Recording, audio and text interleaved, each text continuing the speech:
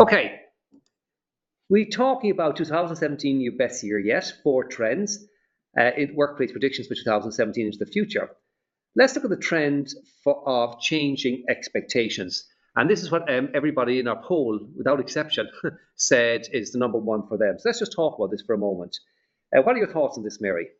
Yeah, this is really interesting to kind of dive into it in terms of the expectations. So the expectations of our millennials are that they're really craving meaning. You talked about the why earlier, Padraig, but the meaning and the significance as part of their work experience. They're less interested, I guess, in the money and the career side of it. Yeah, that's interesting because I don't know if you're aware of this. There's a piece of Gallup research I read recently where they call them the millennials, the job hopping generation, and say that they're the least engaged generation. In fact, they said that 60% of them at any one time are open to a new opportunity, i.e., ready to move. I don't know if that's been your experience or not. Let me ask our people out there. Let's just ask you a question. According to Gallup in 2016, only 29% of millennials are engaged. So, I mean, has this been your experience? Again, the answer is yes or no. Do you find that millennials are more or less engaged than other generational types? Wow, that's a scary Yeah. thought, Padraig. But we were looking at the research as well, and even from our own my own background. But they're really driven by being creative, having the freedom of innovation and expression. Professional development and rapid advancement is really important to Yeah, them. absolutely. I mean, and you know me. I mean, obviously, I would say this. I'm in this business, but I really believe in the whole thing of benchmarking. I believe the whole thing of gap analysis. I believe in development plans, succession planning. I think that they say that what is it? People join companies and they leave managers, and they say that one of the single most important things for these millennials is they can see personal professional development and career advancement. So I really believe that that's a must-have. It's not an option anymore. You must have this in place. And from day one, the onboarding of people, they see the progression, they see how it's going to work. I think that's really, really important. Absolutely. And another topic too that came up in terms of the millennials was their concern about work-life balance and a purpose, the why. Why am I doing this in the greater picture? And they're, like you said, less concerned about loyalty to companies. Hmm. Um, and they're also moving away from, wanting the controlling type of management to really collaboration in the workplace, learning from their peers, and from, requesting from less top down communication and more horizontal, across all levels. Hmm. So it's interesting to see that the millennials are really driving a change, and a dislike and a distrust of institutions. So Yeah. their peers are very important to them.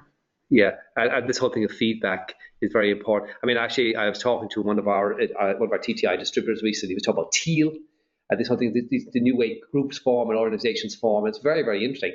The idea of management structures we know it. I was reading for Harnis's book the other day, Scaling Up, for a workshop we're doing, and he was just talking about instead of having managers, you have coaches, and we talk about this stuff. But he actually talk about companies that are actually doing this. Mm-hmm. So you don't say, and they don't talk about direct reports. They talk about direct supports. And this stuff is happening. It's real, and these teams are being developed and they're growing, becoming self-managing teams where each individual manages themselves. It's like fascinating stuff, really. And one thing I love about this generation, of course, is they're absolutely open to change. Mm-hmm. So, what do you think? I mean, again, trends for HR professionals, these expectations. What do you think are the issues HR professionals need to be looking at? Yeah, well, brand came up as an interesting topic, Porrick, and they say the strongest asset an employer has is their brand. So really, back to your topic on the engagement, it's, as you said, quite low. But what you do to drive that really is and attract and retain those employees is really managing your brand. Yeah, absolutely. And I make the point. If you read any of the marketing stuff on this, even around employer brand, you have to understand that you don't own the brand. The brand exists in the mind of the consumer, i.e., the employee. You can shape people's experience and hence the brand. So you can't fake an employer brand. It's owned by the employees. They know whether you walk your talk, whether you walk your values, and so on and so forth, whether it's real or not. And they're communicating out. And I'll be talking later on about this and how this is of value. Yeah, so you're right there for it because, like you said earlier, it's bringing it back to the people. So your strongest brand advocates are really those employees that you have working for you, the people that actually have the direct contact, with the public and with themselves. So they know exactly what's been said about the brand. And so really from a business perspective, making sure that they're positively reinforcing that brand is important.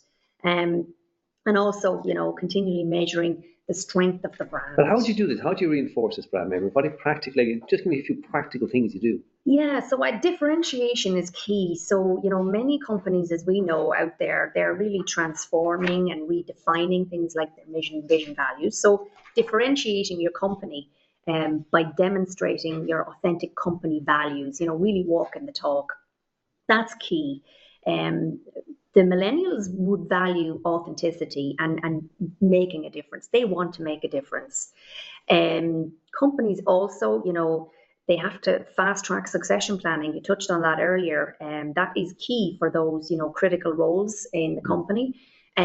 Also, ongoing learning. They crave learning, they crave information, and always on time. Coaching and leadership training as well. Yeah. That's key. And then social responsibility is also important. What they do for communities, the green agenda, etc. Right. So technology also is very important to ensure that they've constant feedback all the time. We look at chat features, for example. And really think less about your big brother management style. They want a more hands-off. So in terms of your brand, you want to bear all of those things in mind for a more engaged workforce. Okay, can you give me a practical example? I mean, in your experience, do you have any case study, if you wish, or that sort of gives us a sense of this in practice? Well, in terms of, managing a millennial, I remember in my former role as an HR operations leader for a global semiconductor company, there was an initiative on to hire a sizable number of NCGs or new college graduates.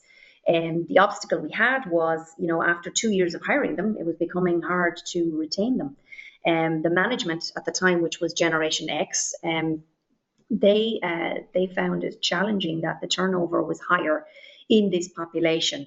The management learned that really their style of managing, their population was vastly different from this new millennial group.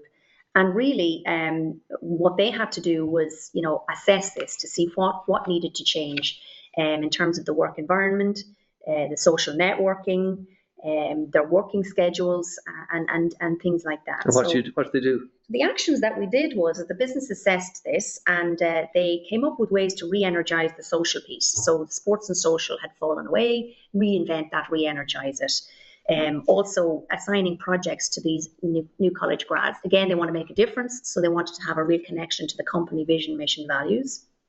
Enhancing things like learning and development opportunities for them, and scheduling a lot more regular engagement with their manager and with their peer group on learning initiatives. So the results, unfortunately, it slowed down, thankfully, the turnover, but too little, too late, probably, although the interventions were good, those NCGs that were going to leave were already on that path. Okay, so that's good. Okay, just wrapping up that one. I mean, I suppose what we're saying is what? We're saying that this is a big issue. I mean, our audience out there agrees. We think it's important. Change expectations is a real issue. Your employer brand is really important as part of it. Walking your talk is really important. Putting in the succession planning, the career development, all these things are the interventions that are required really to manage these expectations. Okay, I like it. Very good. Yeah, thanks for that. So that's sort of it. I just want to say thank you to everybody who showed up today. I hope you enjoyed the webinar. I certainly enjoyed it. I hope you enjoyed it, Mary. Yes, thank you, Padraig. Thank you for your excellent feedback. Thank you for your questions. And again, as I said to you, we will be sharing this webinar, a link to this webinar, a recording of it. We will also be sending out the guide. So we've taken the feedback we've got there, we've taken our notes here and the basic research that we use and compiling a guide, which we're going to send out to all of you, called basically a guide to HR trends to 2017. So again, thanks very much, everybody. Pleasure being with you. Bye-bye. Bye-bye.